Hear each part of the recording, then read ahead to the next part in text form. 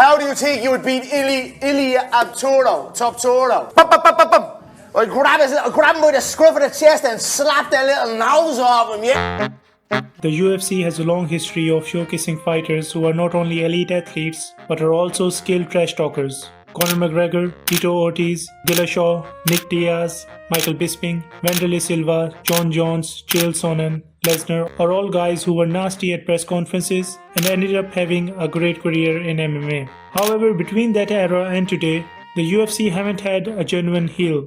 By that I mean a trash talker who was a bad boy at the press conference and also in the octagon. Yes, you have your Covingtons, Masvidals, Chandlers, Strickland and Costa, and they had their moments, but they were few and far between. But while they have gotten big fights with their big mouths, they did not have much to back it up. Enter our antagonist, Ilia Topuria. So this unknown guy by the name of Ilia Topuria entered the UFC in 2020, fights 4 men and knocks out 3 of them. But then he's put against the likes of Bryce Mitchell and Josh Emmett. After beating both of them, Ilia quickly gets the title shot against the featherweight champ Volkanovski. And if you clicked on the thumbnail, you probably know what happened after. At UFC 298, Topuria knocks out Volkanovski, who held the featherweight title for 5 years. Destroyed Max Holloway, one of the best boxers in UFC, a man who was known to have an iron chin. Just lay unconscious on the ground in the middle of the 3rd round. Trash talking? Check. Knockouts? Check.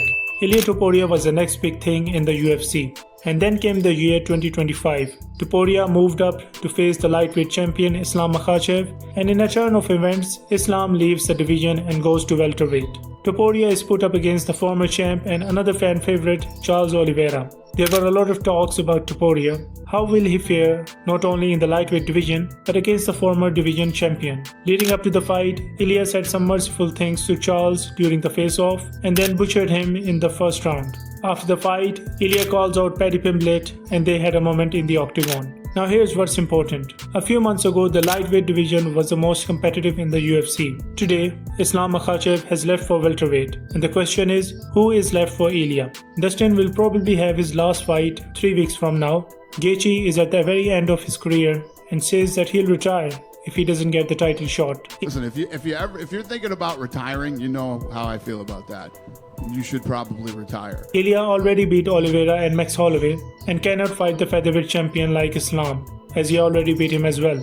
Chandler is a joke and no real competition. There are no fighters in the lower rankings who pose a genuine threat. I believe only Arman and Paddy seems to be the obvious next fights. And if he beats them in the next 12 months, what's left for the 28-year-old at lightweight? There was a reason Islam left the division and Ilia is facing the same problem. The division is simply not competitive anymore for these 2 men. It feels just like the light heavyweight division from 23-24, when Pereira couldn't get one worthy opponent to fight. While people enjoyed the knockouts, there was no rivalry, neither mentally nor physically. If UFC really wants to make the lightweight division exciting again, bring back Islam Makhachev. I can already feel the press conference between the two, and this rivalry has a trilogy written all over it.